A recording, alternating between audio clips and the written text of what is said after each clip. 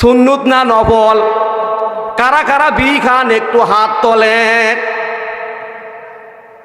লা হাওলা ওয়ালা কুওয়াতা গে কাইসা বাশার হে, লা হাওলা ওয়ালা কুওয়াতা গে কাইসা বাশার হে, सूरत बुझी ना मगर तुम तो नहीं है। अल्लाहु अकबर। ला हौला वाला कुव्वता गे कैसा बशर है, सूरत बुझी ना मगर तुम तो नहीं है। কথা বোঝার পরে হাত তুলবেন, কথা বলেন ঠিক কিনা? আল্লাহ রাসূল সাল্লাল্লাহু আলাইহি ওয়াসাল্লাম এক জায়গায় যায়, দেখে যে একটা কবর থেকে সুখ ঘেরান আসে। কি আসে বলেন? সুখ ঘেরান আসে, আতরের ঘেরান আসে। আল্লাহ রাসূল জিজ্ঞাসা করলেন, ভাই জিবরাইল, এখানে কবর থেকে ঘেরান আসে, এর কারণ কি? শুনবেন ঘটনা, শুনবেন? হ্যাঁ, বলে কবর থেকে ঘটনা, কবর থেকে ঘেরান আসার ঘটনা কি? যখন জিবরাইল আলাইহিস সালাম বলেন, মুহাম্মদ রাসূলুল্লাহ সাল্লাল্লাহু আলাইহি ওয়াসাল্লাম শোনেন, এই কবরটা হলো একজন দাসীর কবর। কিসের কবর? দাসীর কবর। বলে এমন তেমন দাসী নয়, ফেরাউনের মেয়ের দাসী ছিল। কার দাসী বলেন? ফেরাউনের নাম শুনছেন? পৃথিবীতে আর কোনো মানুষের নাম রাখছে আজ পর্যন্ত ফেরাউন? কথা বলেন না কেন? রাখছে? কার নাম ফেরাউন? হাত তোলেন তো দেখি। এই দেখেন, হাত তোলে দেখেন। কারো নাম নমরুদ আছে? নাই। তাহলে এই ফেরাউনের মেয়ের দাসী ছিল, এই দাসীর কবর থেকে সুখ ঘেরান আসতেছে। আল্লাহ রাসূল বলেন, তা তো বুঝলাম, একজন দাসীর কবর থেকে সুখ ঘেরান আসে, এর কারণ কি? তখন জিবরাইল আলাইহিস সালাম বলেন, তাহলে শোনেন, এই কবর থেকে সুখ ঘেরান আসার ঘটনা শোনেন। একদিন এই দাসী ফেরাউনের মেয়ের মাথার চুলগুলো গোছায় দিতেছিল চিরুনি দিয়ে। চিরুনি দিয়ে যখন গোছাতেছিল, এই চিরুনিটা ওই সময় হাত থেকে মাটিতে পড়ে যায়। মাটি থেকে তোলার সময় ওই দাসী বলেছিল, বিসমিহি তাআলা, আমি আল্লাহর নামে জিনিসটা তুলে নিলাম। তখন ফেরাউনের মেয়ে দাঁড়ায়া বলে, সর্বনাশ, তুমি আমার বাবার খাও, আমার বাবার বাড়িতে থাকো, আমার বাবার পরো, আমার বাবার সব কিছু করো, কিন্তু এত কিছু করার পরেও তুমি আমার বাবাকে কেন খোদা হিসেবে মানো না? তুমি যখন চিরুনিটা যখন মাটি থেকে তুললা, তুমি তোমার কোন রবের নাম নিলা? তুমি তোমার কোন আল্লাহর নাম নিলা? তুমি তোমার কোন মালিকের নাম নিলা? এইটা যদি আজকে পরিষ্কার না করো, তাহলে তোমাকে আজকেই এই দুনিয়া থেকে বিদায় করে দেওয়া হবে। কি করে দেওয়া হবে? তোমাকে আজকে এই দুনিয়া থেকে বিদায় করে দেওয়া হবে। ফেরাউনের মেয়ে ফেরাউনের কাছে যা নালিশ দিলেন যে, বাবা, আমরা এমন একজন দাসীকে এখানে লালন পালন করি, যে দাসী আপনাকে খোদা হিসেবে মানে না। কি হিসেবে মানে না বলেন? খোদা হিসেবে মানে না। এই যে বাজারে যে দোকানপাট আছে, আছে না? যে বাজারে দোকানপাট আছে, এই দোকানপাটে কর্মচারী আছে না নাই? কর্মচারী যদি কথা না শোনে, ব্যবসায়ী ওই কর্মচারীকে দোকানে রাখবে? কেন রাখবে না? কথা শোনে না যে। ঠিক ওই রকম ভাবে ওই ফেরাউনের ওই দাসী ফেরাউনকে খোদা হিসেবে মানে নাই। কি করে নাই? খোদা হিসেবে মানে নাই। ফেরাউন ওই দাসীকে ডাকলেন, ডেকে বলতেছেন, ও মিয়া, তুমি কি আমাকে খোদা হিসেবে মানো না? তখন ওই দাসী বলেন, কাল্লা, কখনো না, হরগিজ নেহি, মাই तुमको मेरा खुदा नहीं मानता हो, हमने तुमको मेरे मालिक नहीं मानता हो, हमने तुमको मेरे खुदा नहीं मानता हो, मैंने तुझको मेरी रब नहीं मानता हो, मैंने तुझको मेरे मालिक नहीं मानता हो। अल्लाहु अकबर बोले যে আমি তো তোমাকে আমার খোদা হিসেবে মানি না, আমি তো তোমাকে আমার মালিক হিসেবে মানি না, আমি তো তোমাকে আমার রব হিসেবে মানি না। তখন ফেরাউন বলে, তুমি যদি আমাকে তোমার রব হিসেবে না মানো, তাহলে তোমার রবকে, তোমার রবের পরিচয় কি? তখন ওই ফেরাউনের দাসী বলে, তাহলে খুব ভালো করে শোনেন, কান লাগায় শোনেন, আমার রবের পরিচয় শোনেন। ফেরাউনের দাসী তখন আমার রবের পরিচয় দেয়, হু আল্লাহুল্লাযী লা ইলাহা ইল্লাহু, আর রহমানুর রহিমুল মালিকুল কুদ্দুসুস সালাম আল মুমিনুল মুহাইমিনুল আজিজুল জাব্বারুল মুতাকাব্বির আল খালিকুল বারিউল মুসাউবিরুল গফফারুল কাহ্হারুল ওয়াহ্হাব আর রাজ্জাকুল ফাত্তাহুল আলিমুল কাবিদুল বাসিত আল খাবিদুর রাফিউল মুইজ্জুল মুযিল্লুস সামি' আল বাসিরুল হাকামুল আদলুল লাতীফুল খাবীর আল হালিমুল আজিমুল গফুরুশ শাকুরুল আলী আল কাবীরুল হাফিজুল মুকিতুল হাসিবুল জালিল আল কারীমুর রাকিবুল মুজিবুল ওয়াসিউল হাকিম আল ওয়াদুদুল মাজিদুল বাইসুশ শাহীদুল হাক্কুল ওয়াকিল আল কবিয়্যুল মাতিনুল ওয়ালিয়্যুল হামিদুল মুহসিল মুবদি আল মুঈদুল মুহয়িল মুমীতুল হাইয়ুল কাইয়্যুমুল ওয়াজিদ আল মাজিদুল ওয়াহিদুল আহাদুস সামাদুল কাদিরুল মুকতাদির আল মুকদ্দিমুল মুআখিরুল আউয়ালুল আখিরুল যাহিরুল বাতিন আল ওয়ালিল মুতাআলিল বাররুত তাওয়াবুল মুনতাকিমুল আফুব আর রাউফ মালিকুল মুলকি যুল জালালি ওয়াল ইকরাম আল মুকসিতুল জামিউল গনিয়্যুল মুগনিল মানি' আদ-দারুন নাফিউন নূরুল হাদিল বাদি আল বাকিল ওয়ারিসুর রশিদুস সবুর হুয়া রব্বি ওয়া রব্বুকা ওয়া রব্বু আবাকা ওয়া রব্বু জাদ্দাতুকা ইনি আমার রব, তোমার বাবার রব, তোমার 14 গোষ্ঠীর রব। আল্লাহু আকবার বলে, লিল্লাহি তাকবীর।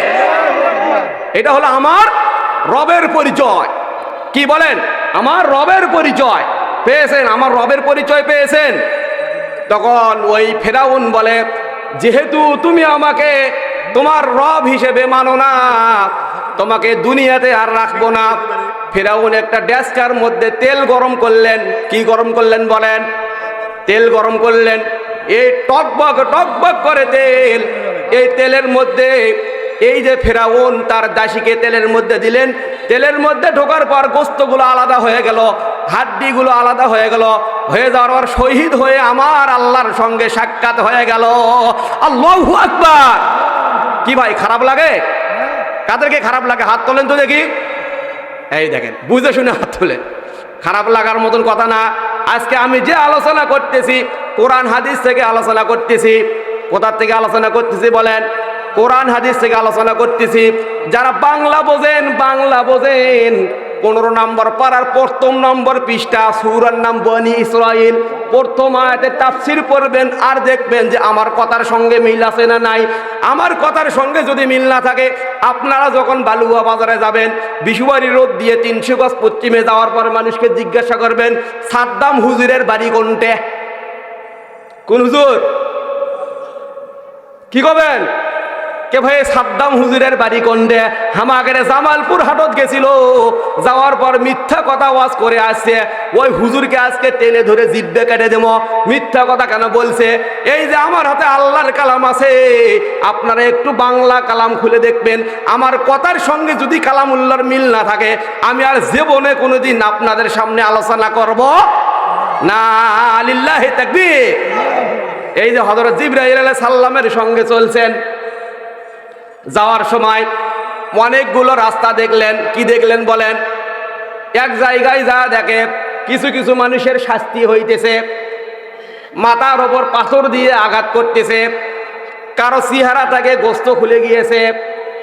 আল্লাহ রসুলকে জিজ্ঞাসা করা হলেন, আল্লাহ রসুল জিবরাইলকে জিজ্ঞাসা করলেন, ভাই জিবরাইল, এদের এই অবস্থা হওয়ার কারণ কি? তখন জিবরাইল আলাইহিস সালাম বলেন, এই ব্যক্তি ছিল সুদখোর। কি কর বলেন? সুদখোর, এই জন্য তার এই রকম আযাব হইতেছে। এই ব্যক্তি ছিল ঘুষখোর, এই জন্য তার এই রকম আযাব হইতেছে। এই ব্যক্তি ছিল নিশাখোর, এই জন্য এর নিশার কারণে আর এই রকম আযাব হইতেছে। এই ব্যক্তি ছিল চুঙ্গিখোর, এই ব্যক্তি ছিল চান্দাবাজ। এই জন্য এক একজনের শাস্তি আল্লাহ এক এক রকম দিতেছে। কি দিতেছে? শাস্তি দিতেছে। আমি তো আপনাদের সামনে যে আয়াতে কারিমা তেলাওয়াত করেছিলাম, এই আয়াত যদি অনেকক্ষণ পর্যন্ত তাফসীর করতে থাকি শেষ হবে না। যেহেতু এখানে জিবরাইল আলাইহিস সালাম বললেন যে যারা নিশা করে তাদের শাস্তি হইতেছে, এই নিশা করা কোরআন হাদিসের মধ্যে আছে না নাই জানা দরকার আছে। নিশা করা, নিশা খাওয়া জায়েজ না না জায়েজ? হারাম না হালাল? সুন্নত না নফল? কারা কারা বিড়ি খান একটু হাত তোলেন। লা হাওলা ওয়ালা কুওয়াতা গে কাইসা বাশার হে, লা হাওলা ওয়ালা কুওয়াতা গে কাইসা বাশার হে, सूरत बुझी ना मगर तुम तो नहीं है। अल्लाहु अकबर।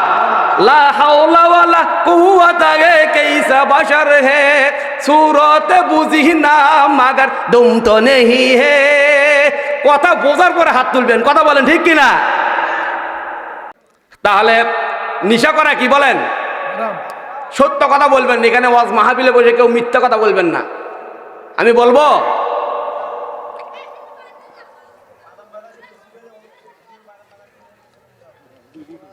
নিশা করা কি হালাল না হারাম? বিড়ি খান কেটে কেটে একটু হাত তোলেন, হাত তোলেন। আমি কিন্তু বলছি মিথ্যা কথা বলবেন না, হাত না তুললে কিন্তু মিথ্যা কথা হবে। হাত তোলেন। বিড়ি খান না, বিড়ির মধ্যে যে মাল ভরায় গাটিয়ে গাটিয়ে ছোট ছোট করে টুকরো টুকরো করে ঢুকে দিয়ে খায়, ওটার নাম কি? হ্যাঁ হ্যাঁ, সিদ্ধি। সিদ্ধি নাকি? ওরে ও খাজা বাবা রোজ হাসরে দেখবে তোমার কোন কোন বাবা, ঠিক না? এই যে গাঞ্জা ঢুকে ঢুকে যে খান, এই গাঞ্জা খাওয়া হালাল না হারাম? হারাম। আল্লাহ পাক রব্বুল আলামিন পবিত্র কালামুল্লাহর মধ্যে বলেন, ইয়া আইয়ুহাল্লাযীনা আমানু ইন্নামাল খামরু ওয়াল মাইসিরু ওয়াল আনসাব ওয়াল আজলামু রিজসুম মিন আমালিশ শাইতান ফাজতানিবুহু লাআল্লাকুম তুফলিহুন। আল্লাহু আকবার বলেন।